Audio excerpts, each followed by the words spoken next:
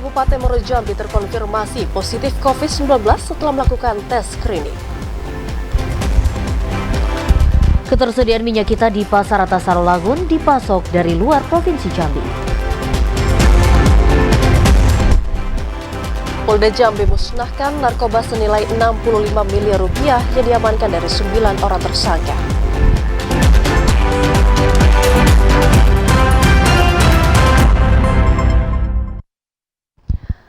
Assalamualaikum warahmatullahi wabarakatuh. Selamat sore saudara, Anda kembali menyaksikan Jambi hari ini, edisi Rabu 3 Mei 2023. Ya saudara, selain 3 berita utama tadi, redaksi kami juga telah menyiapkan sejumlah informasi penting dan menarik lainnya untuk Anda. Bersama saya Cynthia Permana. Dan saya Vidya Francisca, inilah Jambi hari ini selengkapnya.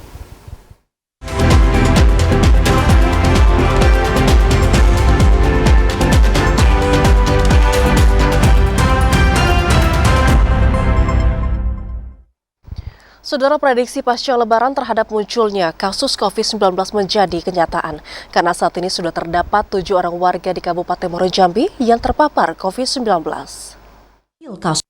Kasus COVID-19 saat ini kembali ditemukan di Kabupaten Muaro Jambi setelah 5 bulan sempat nihil kasus.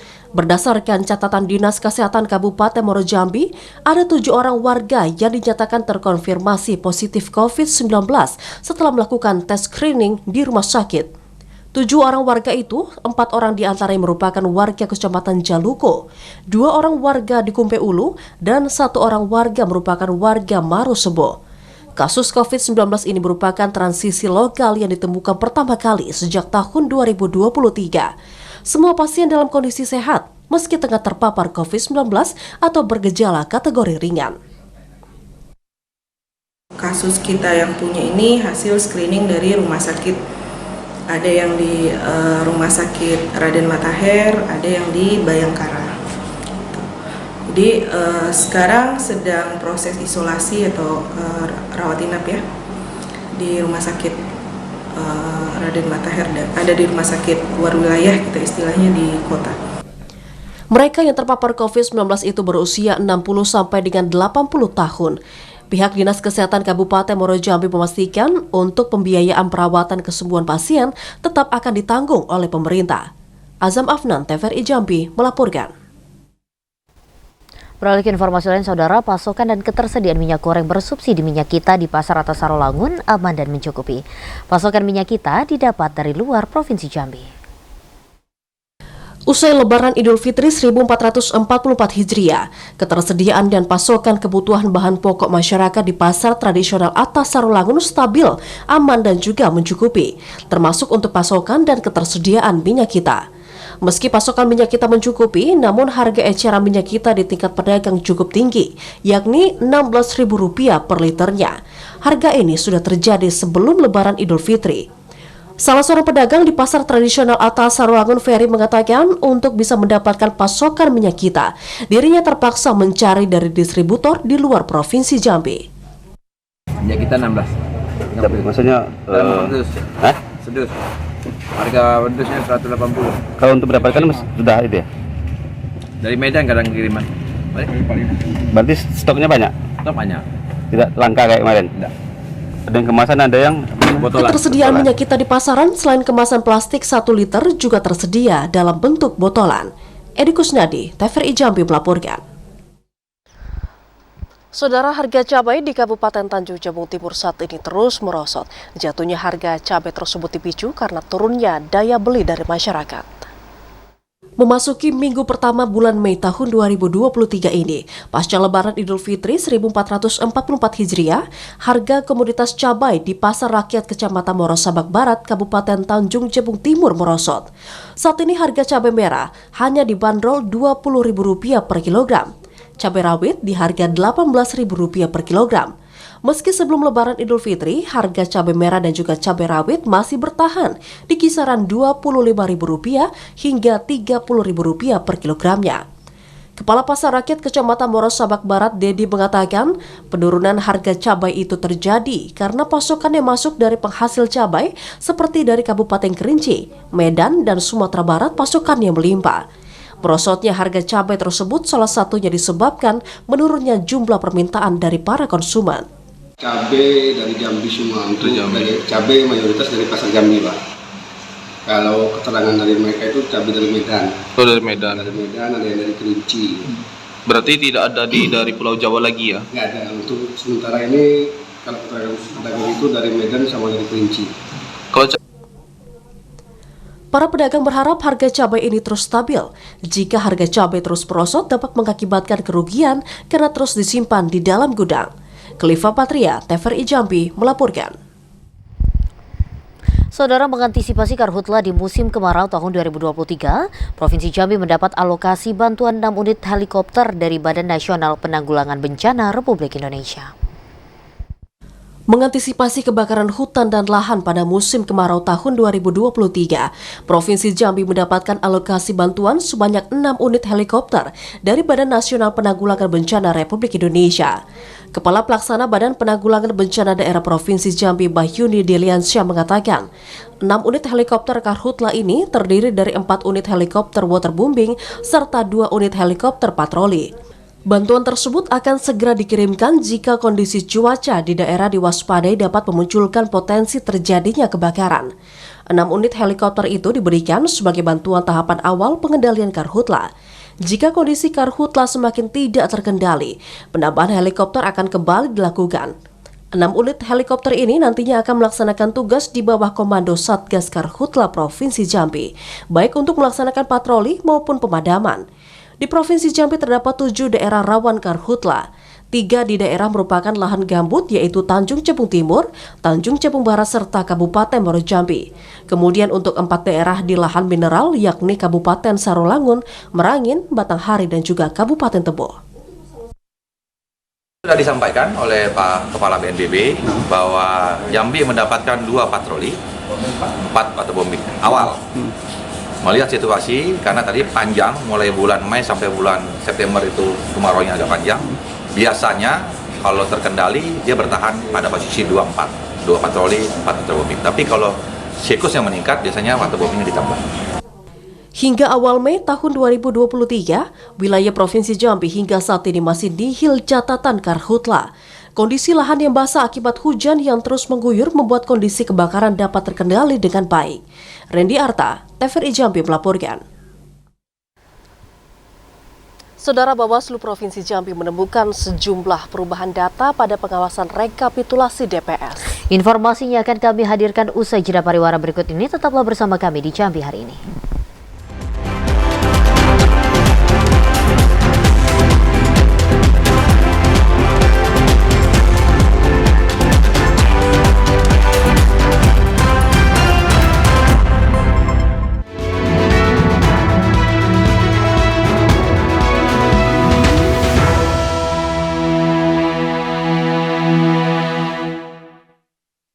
Anda kembali bersama kami di Jambi hari ini dalam segmen Menuju Pemilu 2024. Saudara, Bawaslu Provinsi Jambi saat ini menemukan sejumlah perubahan dari hasil rekapitulasi daftar pemilih hasil pemuktahiran dan juga rekapitulasi daftar pemilih sementara. Di antaranya adalah perubahan jumlah TPS, kemudian perubahan jumlah pemilih aktif dan lainnya. Tidak hanya permasalahan tahapan pemuktahiran data pemilih, Bawaslu Provinsi Jambi juga menemukan sejumlah catatan dari hasil pengawasan rekapitulasi daftar pemilih dari hasil pemuktahiran dan rekapitulasi daftar pemilih sementara. Anggota Bawaslu Provinsi Jambi Fahrul Rozi mengatakan, catatan tersebut diperoleh dari hasil laporan pengawasan jajaran Panwaslu Desa, Kelurahan, Panwaslu Kecamatan hingga Bawaslu Kabupaten Kota selama proses pemuktahiran dan rekapitulasi DPS. Di antaranya terdapat perubahan jumlah tempat pemungutan suara, perubahan jumlah pemilih aktif atau daftar pemilih sementara, dan juga perubahan jumlah pemilih baru. Selain itu juga terdapat perubahan jumlah pemilih tidak memenuhi syarat serta perubahan jumlah pemilih potensial non-KTP elektronik. Koordif Pencegahan, Parmas, dan Humas Bawaslu Provinsi Jambi juga menyoroti permasalahan sidalih karena optimalisasi sidalih untuk menunjang kinerja KPU dalam penyusunan daftar pemilih pemilu tahun 2024 masih kurang. Bawaslu juga minta KPU dalam penyusunan dan penempatan TPS harus memperhatikan letak geografis dan jarak tempuh. Hal itu sesuai dengan Undang-Undang Nomor 7 Tahun 2017 dan Keputusan KPU Nomor 27 Tahun 2023. Yogi Ramadhani, TVRI Jambi melaporkan. Saudara, hingga hari ketiga pembukaan pendaftaran bakal calon anggota legislatif, Komisi Pemilihan Umum KPU Provinsi Jambi baru menerima 1 berkas pendaftar. Komisi Pemilihan Umum telah membuka pendaftaran calon anggota DPR, DPD, dan DPRD Provinsi dan Kabupaten Kota mulai tanggal 1 hingga 14 Mei 2023. Anggota KPU Provinsi Jambi Abnizal mengatakan, hingga hari ketiga pembukaan pendaftaran bakal calon anggota legislatif, baru 1 berkas yang masuk yaitu dari calon anggota DPD Provinsi Jambi. KPU telah berkoordinasi dengan partai politik untuk bisa melakukan input data bacalek dan juga berkas persyaratan ke sistem informasi pencalonan. Partai politik wajib menginput data silon karena KPU tidak menerima berkas administrasi secara fisik karena semua data terpusat di silon. Hari ini KPU RI sudah menetapkan jadwal untuk penyerahan berkas daftar bakal calon untuk DPRD Provinsi dan pendaftaran bakal calon DPD. Dan hari ketiga KPU Provinsi baru menerima 1 berkas pendaftaran bakal calon atas nama Supendra. Jadi sudah dilaksanakan jam 9.40 tadi. Dalam proses pemeriksaannya, dokumen dinyatakan ada lengkap dan sesuai. Sementara itu untuk data bacalek wajib menyertakan 7 dokumen, yakni KTP, ijazah, keterangan kesehatan, pas foto, kartu tanda anggota parpol, surat pengadilan, dan terdaftar sebagai pemilih. Yazid Iwan, TVRI Jambi melaporkan. Sementara memasuki hari ketiga pasca dibukanya pendaftaran bacalek, belum ada satupun partai politik yang mendaftar ke KPU Kabupaten Bungo. Hingga hari ketiga pendaftaran bakal calon anggota legislatif, DPRD belum ada satupun partai politik yang menyerahkan daftar bakal caleg. KPU Kabupaten Bungo terus menunggu parpol untuk melakukan pendaftaran. Ketua Komisi Pemilihan Umum Kabupaten Bungo Muhammad Bisri mengatakan berkemungkinan partai politik belum mendaftar karena masih berupaya melengkapi persyaratan pendaftaran bakal caleg. Untuk itu pihak KPU terus menunggu pimpinan partai politik di Kabupaten Bungo untuk bisa menyerahkan daftar bakal caleg DPRD masa pendaftaran 14 Mei 2023. Kami sesuai dengan peraturan KPU nomor 10 tahun 2023 terkait pencalonan, kita sudah di sana bahwa pendaftaran bacalek ini mulai tanggal 1 sampai tanggal 14 Mei tahun 2023. Dan dari tanggal 1 Mei kemarin kami sudah mengumumkan, sudah membuka. Nah memang sampai hari ini, hari kedua pendaftaran, belum ada partai politik yang hadir di KPU Bungo untuk melaksanakan pendaftaran caleg. Pihak KPU Bungo juga mengingatkan kepada partai politik peserta pemilu tahun 2024 yang akan menyerahkan dokumen pengajuan dan juga daftar calegnya agar mengunggah seluruh dokumen persyaratan terlebih dahulu di aplikasi Sistem Informasi Pencalonan atau Silon KPU. Dengan begitu, pimpinan partai politik hanya perlu menyerahkan formulir pengajuan daftar calon ke kantor KPU Bungo. Selain itu, digitalisasi proses pendaftaran caleg ini tidak hanya bertujuan untuk bisa mempermudah partai politik, tapi juga untuk bisa mewujudkan transparansi proses pendaftaran. Mukriandi, TVRI Jambi, melaporkan. Memasuki hari ketiga dari 18 partai politik peserta pemilu, belum ada satupun partai politik yang menyerahkan berkas bakal calon legislatif ke KPU Kabupaten Tebo.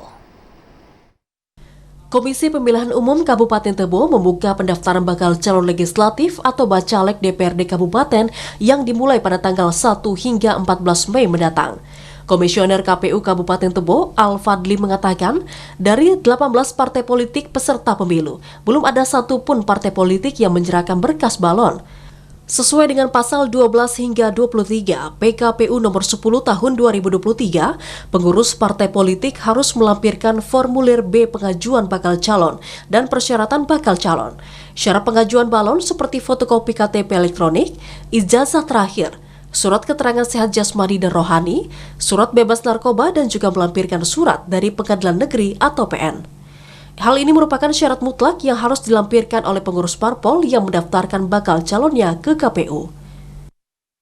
Dalam proses pendaftaran ini sudah kami sampaikan kemarin kan, di dalam rapat koordinasi, kemudian di BIMTEK kami ulas, kemudian kami sampaikan juga di grup LO partai politik. Jadi yang harus disampaikan itu formulir B pengajuan bakal calon. Nah, ini harus ada dalam bentuk fisik kemudian dalam bentuk digital. Syarat pencalonan bakal calon pemilu tahun 2024 tahun depan sama seperti periode yang lalu. Parpol diwajibkan menempatkan 30% keterwakilan perempuan di setiap daerah pemilihan, dan di Kabupaten Tebo untuk pemilu tahun 2024 mendatang, KPU Kabupaten Tebo telah menetapkan 4 dapil dari total 12 kecamatan dalam Kabupaten Tebo. Intizam, TVRI Jambi melaporkan.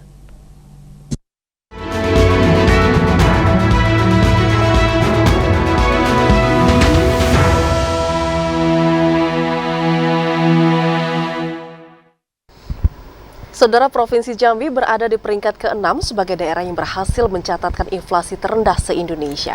Informasinya akan kami hadirkan usai jeda pariwara berikut ini. Tetaplah bersama kami.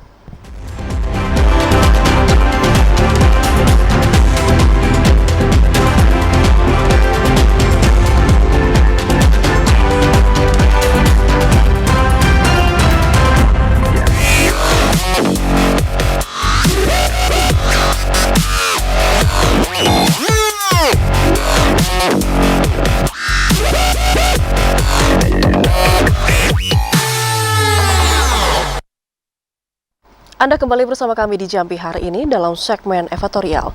Saudara, Gubernur Jambi Al-Haris mengikuti rakor pengendalian inflasi daerah bersama Kemendagri pasca Idul Fitri. Karena berdasarkan perhitungan yang telah dilakukan oleh pihak BPS, Provinsi Jambi berada pada peringkat ke-6 sebagai daerah yang berhasil mencatatkan inflasi terendah se-Indonesia dengan raihan inflasi 3,78%. Gubernur Jambi Al-Haris kembali mengikuti rapat koordinasi pengendalian inflasi daerah yang diselenggarakan Kementerian Dalam Negeri melalui sambungan virtual. Gubernur Al-Haris mengatakan dalam rakor inflasi pada minggu pertama Mei atau pasca Idul Fitri 1444 Hijriah kali ini, Provinsi Jambi berhasil menorehkan catatan inflasi yang baik. Berdasarkan perhitungan yang dilakukan oleh BPS, Provinsi Jambi berada pada peringkat 6 daerah yang berhasil mencatatkan inflasi daerah se-Indonesia dengan raihan inflasi sebesar 3,78%. Bahkan catatan inflasi Provinsi Jambi pada Mei kembali turun dari catatan inflasi pada bulan April yang mencapai 5,18%. Al-Haris menekankan meski telah berhasil melakukan pengendalian inflasi, namun pemerintah Provinsi Jambi akan terus menjaga stabilitas harga komoditas bahan pangan di pasaran agar tidak menimbulkan gejolak inflasi. Dan kita terendah nomor 6 di Indonesia. Nah, harapan kita ke depan tentu ini terus berlangsung. Kalau pemerintah mampu menekan itu selama-lamanya dengan tim TPID ini, maka insya Allah harga akan bisa dikendalikan dan masyarakat akan memiliki daya beli yang seimbang, ya. Nah, sehingga daya beli dan daya jualnya seimbang gitu. Al-Haris menambahkan pemerintah Provinsi Jambi akan terus berupaya menjaga alur distribusi komoditas bahan pangan di daerah agar langkah pengendalian inflasi dapat berjalan dengan maksimal. Randy Arta, TVRI Jambi melaporkan. Wakil Gubernur Jambi Abdullah Sani hadiri halal bihalal Idul Fitri 1444 Hijriah, persaudaraan musisi Jawa Jambi di Desa Tangkit. Pada halal bihalal itu turut diserahkan bantuan kepada anak yatim piatu. Wakil Gubernur Jambi Abdullah Sani menghadiri halal bihalal Idul Fitri 1444 Hijriah yang diselenggarakan persaudaraan musisi Jawa Jambi di Desa Tangkit, Kecamatan Sungai Gelam, Kabupaten Muaro Jambi. Wakil Gubernur Abdullah Sani mengatakan, kehadiran pemerintah di tengah masyarakat salah satunya dalam upaya mendukung percepatan pembangunan daerah, memastikan hadirnya toleransi dalam bermasyarakat yang akan memudahkan pemerintah merealisasikan program Jambi Mantap. Menjaga sikap toleransi tersebut ditekankan Abdullah Sani, mengingat dalam waktu dekat seluruh wilayah di Indonesia akan memasuki tahun politik dalam penyelenggaraan pemilu dan pilkada. Pesta demokrasi yang akan digelar pada tahun 2024 harus dapat berjalan dengan baik, aman, dan kondusif di tengah perbedaan pilihan antar warga masyarakat. Masyarakat diimbau untuk bersama-sama menjaga keamanan dan ketentraman daerah dalam upaya membangun Provinsi Jambi yang sejahtera. Abdullah Sani berharap halal bihalal kali ini dapat mendukung terwujudnya hubungan silaturahmi yang baik antar masyarakat. Allah Ta'ala, jangan karena perbedaan warna kita bercerai-berai. Berjumpa dengan warna yang banyak itulah pelangi. Kalau penghalangi hanya satu warna, tidak indah itu. Kalau Pak Edi Wuranto adalah tokoh daripada PDI, Pak Bambang adalah PAN, saya kebetulan sedang hijrah di PKB. Jangan jadi persoalan, insya Allah. Insya Allah kita bersama semuanya bahwa Jambi ini adalah milik kita. Kita bertanggung jawab untuk bagaimana mensejahterakan masyarakat sebagai harapan Presiden. Dalam kegiatan tersebut, Abdullah Sani turut menyerahkan santunan ke sejumlah anak yatim piatu. Randy Arta, TVRI Jambi, melaporkan. Pemerintah Kabupaten Kerinci menggelar upacara peringatan Hari Pendidikan Nasional tahun 2023 di tingkat pemerintah Kabupaten Kerinci. Bupati Adirozal mengajak tenaga pendidik untuk bisa menanamkan pendidikan moral dan juga karakter para peserta didik sejak dini. Pemerintah Kabupaten Kerinci menggelar upacara memperingati Hari Pendidikan Nasional tahun 2023 pada tanggal 2 Mei kemarin. Upacara digelar di lapangan Sekolah Menengah Pertama Negeri 14 Kecamatan Kayu Aro Barat, Kabupaten Kerinci. Kegiatan upacara dipimpin langsung oleh Bupati Kerinci Adirozal yang juga membacakan pidato Menteri Pendidikan, Kebudayaan, Riset dan Teknologi Republik Indonesia Nadiem Anwar Makarim. Peringatan Hari Pendidikan Nasional atau Hardiknas tahun 2023 menjadi momentum untuk bisa melihat efektivitas kurikulum program Merdeka Belajar yang sudah dijalankan selama 3,5 tahun terakhir. Adirozal juga mengajak tenaga pendidik untuk bisa menanamkan pendidikan moral dan karakter para peserta didik sejak dini, agar tercipta generasi penerus bangsa yang berakhlak mulia, cakap serta terampil sesuai dengan tujuan pendidikan nasional. Kita melakukan apel upacara memperingati Hari Pendidikan Nasional yang diikuti mulai dari jajaran pemerintah, asisten yang semua hadir bersama kepala PD, khususnya Dinas Pendidikan beserta jajarannya, kemudian para pengawas, kepala sekolah, SLTP, SD, TK dan PAUD beserta beberapa perwakilan dari siswa atau pelajar. Pada akhir acara, Bupati Kerinci Adirozal yang didampingi Ketua Tim Penggerak PKK Kabupaten Kerinci Nailil Husna juga melakukan penanaman pohon lindung di pekarangan SMP Negeri 14 Kerinci sebagai bentuk komitmen Kabupaten Kerinci dalam mendukung terbentuknya generasi penerus bangsa yang mencintai kelestarian lingkungan. Ilwan, TVRI Jambi melaporkan. Informasi lainnya, Saudara, pelaksanaan seleksi tilawatil Quran tingkat Kabupaten Muaro Jambi resmi bergulir. Kegiatan ini dibuka langsung oleh penjabat Bupati Muaro Jambi, Bahyuni Deliansyah pada Rabu siang. Meningkatkan motivasi dan pengembangan sumber daya manusia, serta memberikan peluang kepada para generasi muda untuk menunjukkan kemampuan terbaiknya dalam melantunkan ayat suci Al-Quran. Pemerintah Kabupaten Muaro Jambi menggelar seleksi tilawatil Quran tingkat Kabupaten tahun 2023. STQ yang digelar di Gedung Serbaguna berlangsung selama 3 hari, tanggal 3 sampai 5 Mei mendatang. Pembukaan STQ yang diikuti kafilah dari 11 kecamatan dibuka langsung penjabat Bupati Muaro Jambi, Bahyuni Deliansyah, yang juga ditandai dengan pemukulan beduk. STI yang mengusung tema jaga solidaritas, integritas untuk STQ berkualitas. Setidaknya ada 25 cabang yang dilombakan untuk putra dan juga putri. Di antaranya lomba tilawatil Quran, hafzil Quran, fahmil Quran, dan hafalan Quran. Kemudian berzanzi nazom, hafalan hadis, dan lomba azan serta tartil Quran bagi pejabat eselon 3 di lingkup pemerintah Kabupaten Muaro Jambi. PJ Bupati Bahyuni Deliansyah mengatakan semua peserta STQ harus generasi muda Kabupaten Muaro Jambi. Jangan ada peserta dari luar daerah yang mengikuti kegiatan ini. PJ Bupati berharap ke depan generasi muda Kabupaten Muaro Jambi dapat tampil di tingkat provinsi bahkan nasional pada ajang tilawatil Quran. Para juri diminta memberikan nilai yang objektif dan selektif terhadap peserta. Selain itu, PJ Bupati juga berharap agar para kafilah tetap menjaga hubungan silaturahmi antar peserta dan juga mengedepankan pembinaan bagi para peserta. Yang pertama, seleksi ini betul-betul murni. Tidak ada intervensi dari A, B, C, D. Saya pengennya ada bibit unggul, putra-putri terbaik Kabupaten Muaro Jambi yang tampil di tingkat provinsi maupun di tingkat nasional. Kami selaku peserta dari Kabupaten Muaro Jambi mengucapkan ribuan terima kasih kepada pemerintah Kabupaten Muaro Jambi, terkhusus kepada Bupati Muaro Jambi yang telah memberikan bonus umroh kepada para peserta MTQ. Mudah-mudahan ke depannya Muaro Jambi semakin jaya, Muaro Jambi semakin sukses, Muaro Jambi semakin mantap. Insya Allah ke depannya Untuk tahun ini mudah-mudahan Muara Jambi menjadi juara umum pada musabaqah tilawatil Quran. Setelah membuka resmi kegiatan, penjabat Bupati Muara Jambi Bahyuni Deliansyah menyerahkan secara simbolis bonus umroh kepada para pemenang juara 1 Musabaqah Tilawatil Quran tingkat Provinsi Jambi tahun 2022 yang lalu. Azam Afnan, TVRI Jambi melaporkan. Saudara, menjelang kegiatan fokus group discussion bersama Badan Nasional Narkotika Provinsi Jambi, Wakil Bupati Bungo memimpin rapat persiapan dan juga minta kepada semua elemen untuk terlibat dalam diskusi tersebut.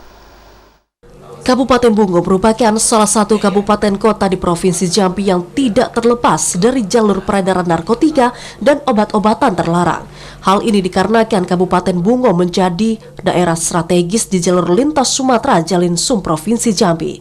Wakil Bupati Bungo, Syafruddin Dwi Aprianto yang juga Ketua BNK Bungo mengatakan, dalam waktu dekat Kabupaten Bungo bersama BNK Bungo akan menggelar fokus group discussion atau forum diskusi anti narkoba yang akan dihadiri BNNP Provinsi Jambi. Kegiatan forum group discussion akan melibatkan semua elemen di Kabupaten Bungo dengan tujuan sepakat untuk memerangi peredaran narkoba di Kabupaten Bungo yang saat ini telah merambah sampai ke level anak sekolah.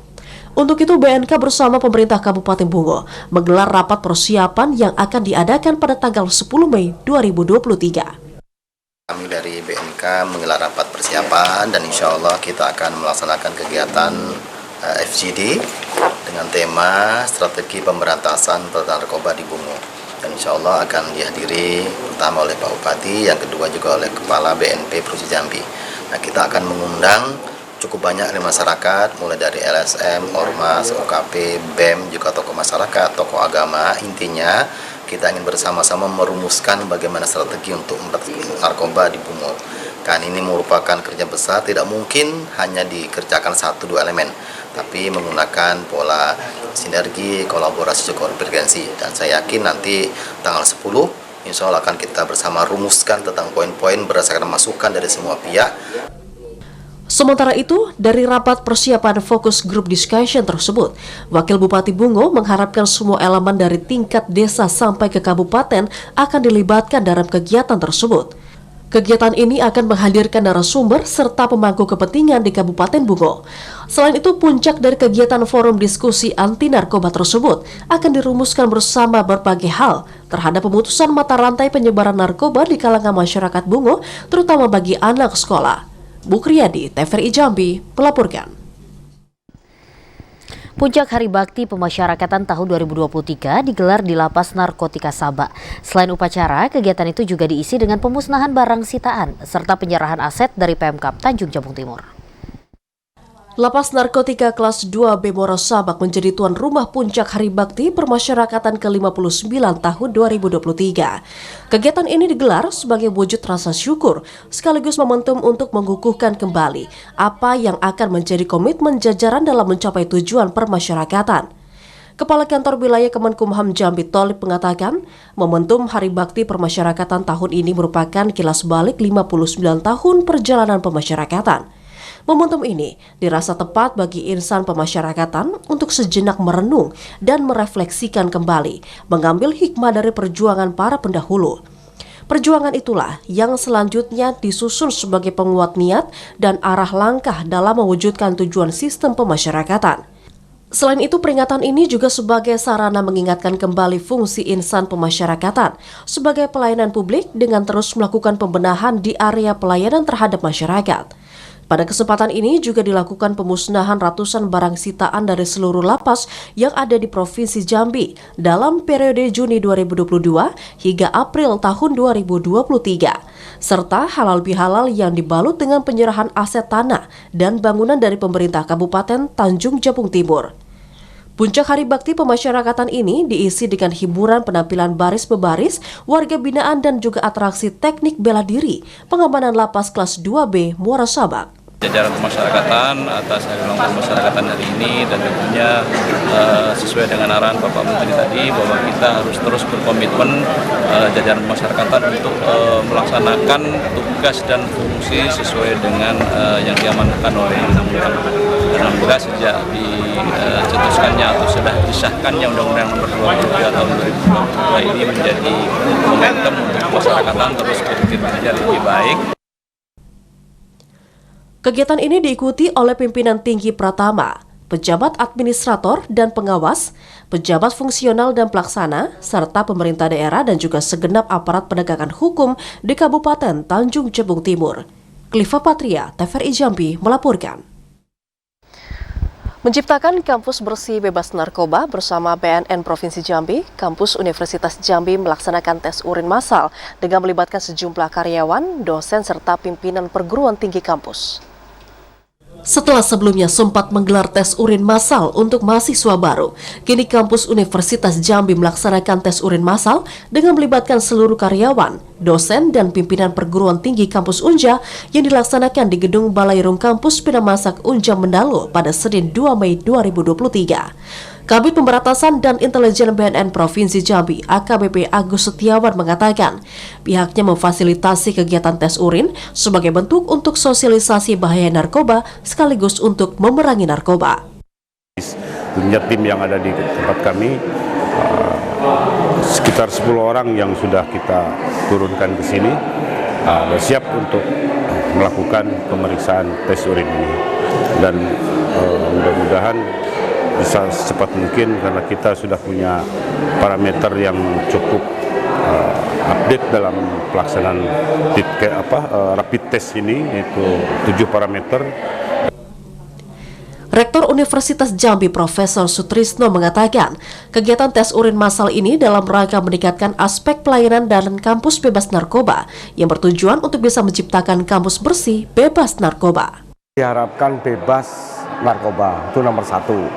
Yang kedua adalah ini membangun satu kampus zona integritas di mana salah satunya adalah memang kampus ini bersih dari narkoba yang memang menjadi satu persoalan yang Tes urin massal ini diikuti sebanyak 214 orang dengan melibatkan sebanyak 10 tim tenaga medis dari Badan Narkotika Nasional Provinsi Jambi. Kegiatan tes urin juga berlangsung lancar dan terpantau memberikan hasil yang baik dan juga positif. Kegiatan tes urin dibuka langsung oleh Rektor Universitas Jambi Profesor Sutrisno. Dihadiri Kabid Pemberantasan dan Intelijen BNNP Jambi AKBP Agus Setiawan. Kemudian Ketua Satgas Pencegahan Pemberantasan Penyalahgunaan dan Peredaran Gelap Narkoba Unja Teja Kaswari dan juga seluruh Kepala Biro, Dekan serta Wakil Dekan, karyawan dan juga dosen yang ada di lingkup lingkungan kampus Unja.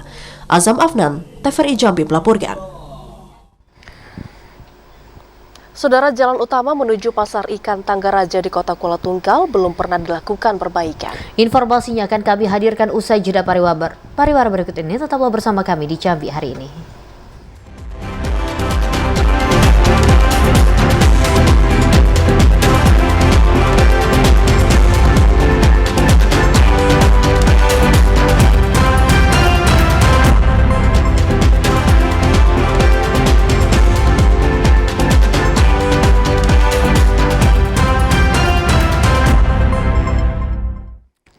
Saudara, Anda masih menyaksikan Jambi hari ini. Polda Jambi musnahkan narkoba senilai 65 miliar rupiah. Narkoba jenis sabu dan ekstasi itu diamankan dari 9 tersangka dalam kurun waktu 4 bulan terakhir. Direktorat Reserse Narkoba Polda Jambi musnahkan barang bukti narkotika di lapangan hitam Polda Jambi pada Rabu pagi. Sebanyak 45,38 kg narkoba jenis sabu serta 24.874 butir pil ekstasi dimusnahkan pada kegiatan kali ini. Barang bukti itu didapatkan dari 9 orang tersangka yang diamankan selama 4 bulan terakhir. Barang bukti tersebut dimusnahkan petugas dengan cara dibakar di mesin insinerator milik BNN Provinsi Jambi dan juga di blender menggunakan campuran deterjen. Direktur Reserse Narkoba Polda Jambi, Kombes Pol Thomas Panji mengatakan pemusnahan narkoba tersebut untuk bisa melengkapi berkas perkara para tersangka. Kita melaksanakan pemusnahan barang bukti yang memang harus kita lakukan setelah hasil dari pusat pengadilan. Ya. Jadi pemusnahan ini adalah hasil pengadilan. Setelah barang bukti disisikan untuk kepentingan penyidikan dan nanti akan diserahkan ke tahap 2 oleh kejaksaan dengan pengadilan. Hari ini kita melaksanakan pemusnahan barang bukti. Barang bukti ini Untuk sabu kurang lebih 45, sekian kilogram, kemudian kalau ekstasi sekitar 29.000 sekian. Ya. Atas perbuatannya, para pelaku disangkakan pasal Undang-Undang Darurat Narkoba dengan ancaman maksimal seumur hidup. Asar TVRI Jambi melaporkan. Saudara, TNI Polri menggelar apel gabungan sinergitas dan pada apel tersebut Kapolda Jambi minta TNI Polri untuk bisa meningkatkan sinergitas kemudian juga solidaritas demi menjaga NKRI. Ratusan personel kepolisian dan anggota TNI mengikuti apel gabungan sinergitas di lapangan Korem 042 Garuda Putih. Apel tersebut dilakukan untuk bisa menciptakan sinergitas dan juga kekompakan antar instansi dalam mengamankan negara kesatuan Republik Indonesia. Kapolda Jambi Irjen Pol Rusdi Hartono mengatakan, dengan adanya apel bersama TNI Polri ini diharapkan agar semua pihak dapat bekerja sama dengan baik, serta menjalin sinergitas solidaritas yang kuat agar semua dapat berjalan dengan lancar. Pada kesempatan tersebut, Irjen Pol Rusdi Hartono juga mengingatkan kepada seluruh anggota TNI Polri bahwa TNI Polri merupakan alat negara, menjaga keamanan dan ketertiban. TNI alat negara, polisi juga alat negara. Artinya rekan-rekan sekalian, kita merupakan institusi yang satu dalam kepentingan nasional. Tidak boleh dipecah-pecah oleh siapapun. Negara dan rakyat sangat menaruh harapan besar kepada TNI Polri untuk bisa mampu mewujudkan situasi yang kondusif dan penegakan kedaulatan. Kepercayaan tersebut harus dipertanggungjawabkan dan juga diwujudkan. Asar TVRI Jambi melaporkan. Pelaksanaan seleksi jabatan pimpinan tinggi Pratama di 2 organisasi perangkat daerah OPD Kabupaten Batanghari hingga saat ini masih sepi peminat. Hal itu dibuktikan dengan jumlah pendaftar yang hanya 1 orang. Pelaksana seleksi terbuka jabatan pimpinan tinggi Pratama di pemerintah Kabupaten Batanghari saat ini masih dalam tahapan pendaftaran peserta. 2 jabatan yang dilelang tersebut yakni Kepala Dinas Pekerjaan Umum dan Tata Ruang serta Dinas Kesehatan. Hingga saat ini proses pendaftaran seleksi masih sepi peminat. Hal tersebut dibuktikan dengan jumlah pendaftar memenuhi syarat hanya 1 orang. Sekretariat Panitia Seleksi Pratama Batanghari Ahmad Farid Wajdi beralasan sepinya pendaftar dikarenakan proses pembukaan seleksi JBT yang berlangsung selama bulan Ramadan sehingga tidak sedikit ASN fokus ibadah dan juga belum sempat mempersiapkan berkas untuk bisa mengikuti seleksi tersebut. Dari pengumuman tadi ini untuk penerimaan berkas sampai saat ini baru di Dinas Kesehatan jabatan Kepala Dinas Kesehatan yang baru masuk pesertanya baru masuk satu orang baru masuk. Tapi untuk yang PUDR-nya itu masih sampai saat ini belum masuk bahannya belum ada yang tambahan. Pansel masih tetap menunggu tambahan calon peserta untuk mengikuti lelang jabatan sampai dengan batas waktu sore hari ini. Apabila belum ada tambahan peserta, kemungkinan besar panitia akan memperpanjang waktu pembukaan pendaftaran. Ade Juniawan, TVRI Jambi melaporkan. Sejak dibangun 40 tahun yang lalu, kondisi jalan sepanjang 50 meter yang menjadi jalan utama menuju Pasar Ikan Tangga Raja Ilir dan juga objek wisata Waterfront City belum pernah tersentuh perbaikan dari pemerintah Kabupaten Tanjung Jabung Barat. Akses jalan utama yang sudah ada sejak tahun 1980 sebagai akses warga menuju lokasi Pasar Ikan Tangga Raja Ilir, Kota Kuala Tunggal hingga saat ini belum tersentuh pembangunan.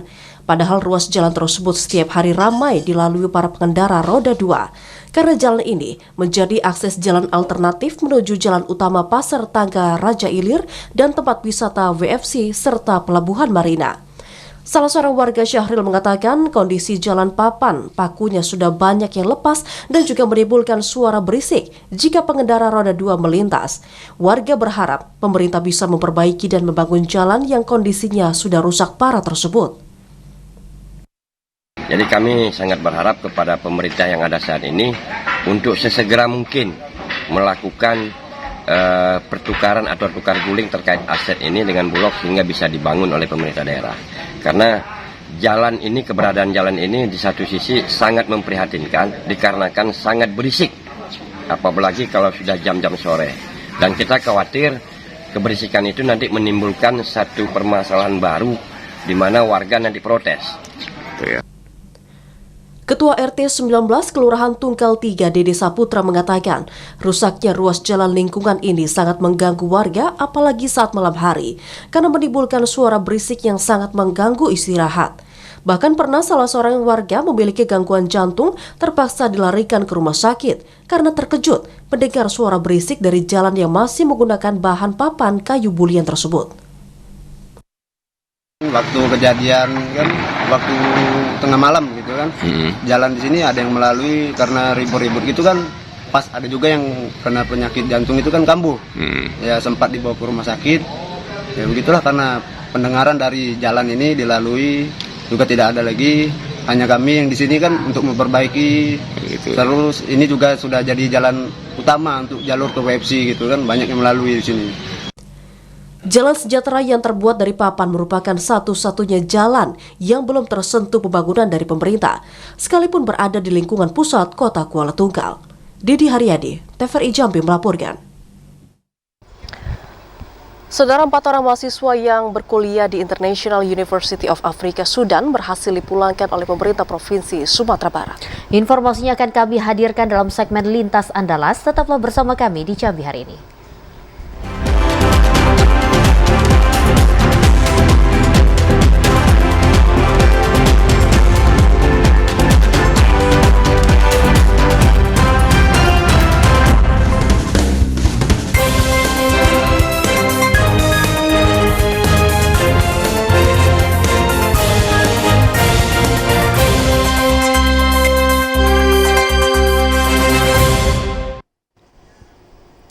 Anda masih bersama Jambi hari ini dalam segmen Lintas Andalas. Kita ke Provinsi Sumatera Barat, Saudara.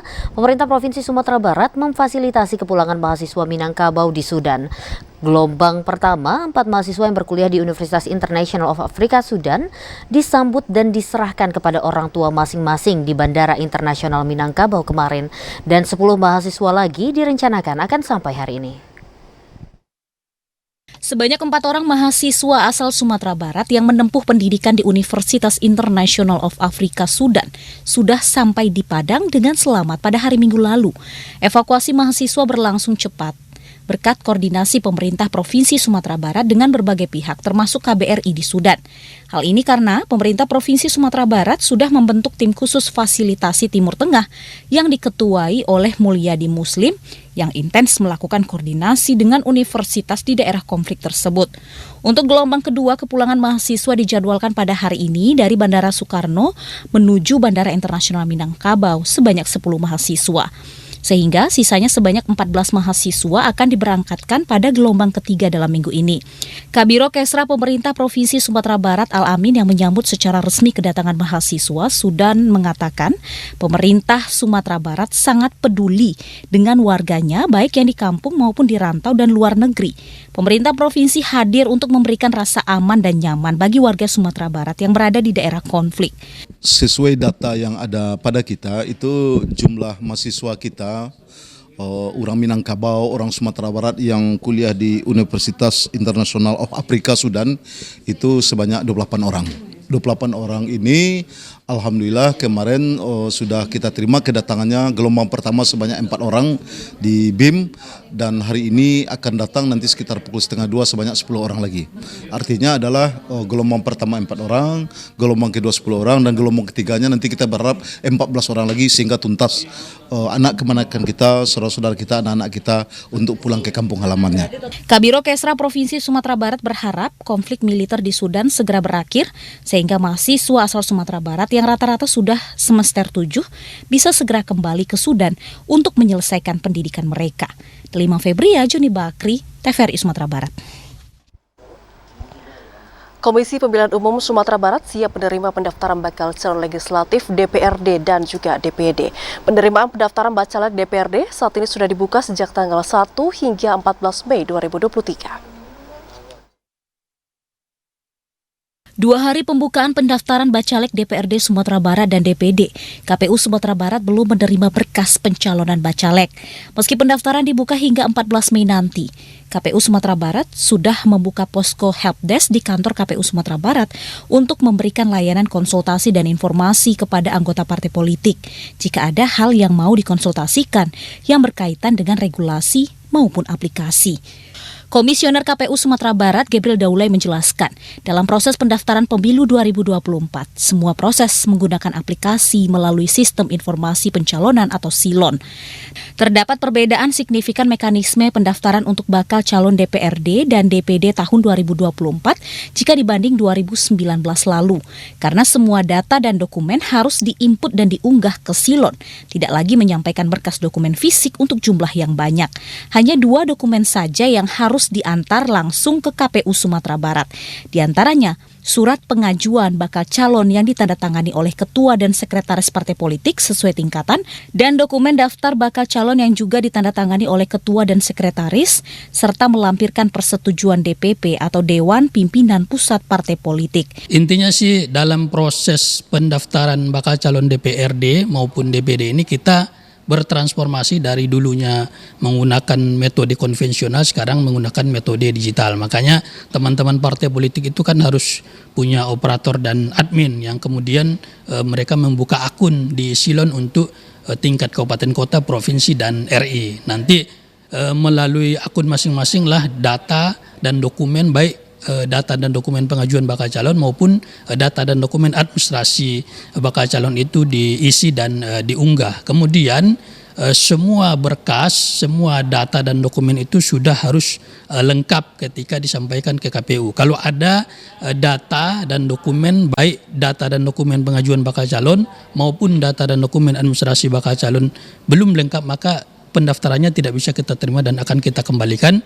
Sebelum membuka pendaftaran bacalek DPRD dan DPD, KPU Sumatera Barat sudah melakukan sejumlah langkah untuk memberikan pemahaman tahapan regulasi yang ada kepada anggota parpol dan bakal calon anggota legislatif, serta koordinasi dengan semua stakeholder yang berkaitan dengan pemenuhan dokumen persyaratan calon.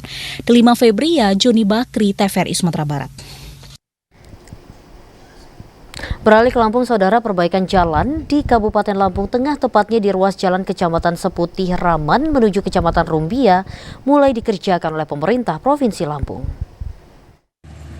Pemerintah Provinsi Lampung bersama dengan pemerintah Kabupaten Lampung Tengah mulai memperbaiki jalan rusak ruas Kecamatan Seputih Raman hingga Kecamatan Rumbia. Diketahui sejumlah ruas jalan mulai dari Kecamatan Seputih Raman hingga Kecamatan Wai Seputih mulai dilakukan perbaikan sejak tanggal 1 Mei kemarin. Sejumlah alat berat mulai beroperasi untuk memperbaiki jalan tersebut. Budi, salah seorang warga, mengapresiasi atas perbaikan jalan yang dilakukan pemerintah. Budi berharap perbaikan dapat berjalan dengan lancar sehingga masyarakat bisa melakukan aktivitas dengan baik. Mulai dari kemarin ke mana ya? Soalnya saya baru lihat jalan baru ini sih, kalau perbaikan baru tahu ini. Tadi makanya lihat ada alat berat gitu. Ya seneng banget lah. Semoga kedepannya lebih maju lagi. Hal senada juga disampaikan oleh Suratmi. Dirinya mengaku sangat senang jalan di kampung telah diperbaiki oleh pemerintah. Suratmi berharap jalan segera mulus agar masyarakat bisa nyaman dalam beraktivitas. Baiknya kapan sih itu? Kemarin sore, tanggal 1 sore. Sebelumnya gimana jalannya? Ya sebelumnya ya hancur berlubang-lubang pokoknya. Banyak mobil yang resah lah. Angga, TVRI Lampung melaporkan.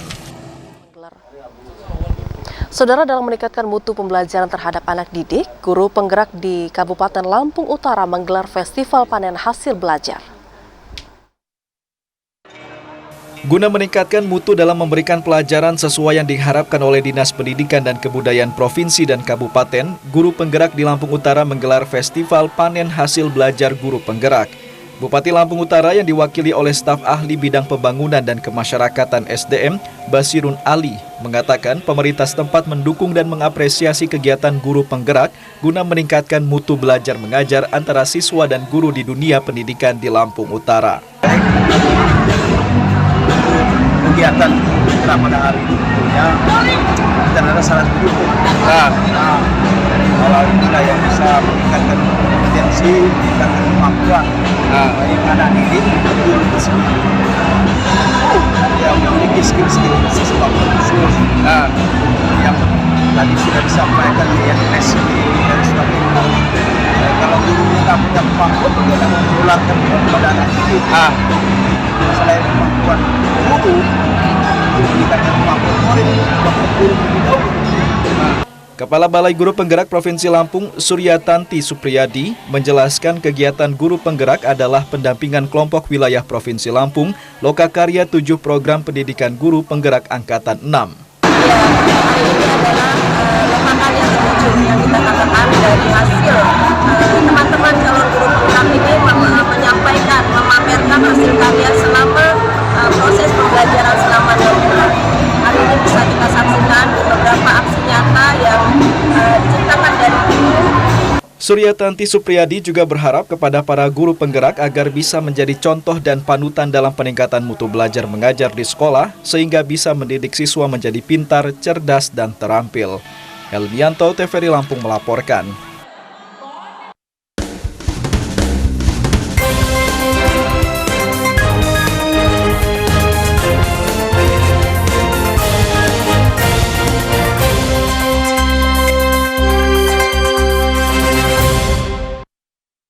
Dan informasi tadi saudara sekaligus menutup perjumpaan kita di Jambi hari ini. Terima kasih atas perhatian dan juga kebersamaan Anda. Saya Vidya Francisca. Dan saya Cynthia Permana bersama kerabat kerja yang bertugas pamit undur diri. Wassalamualaikum warahmatullahi wabarakatuh dan sampai jumpa.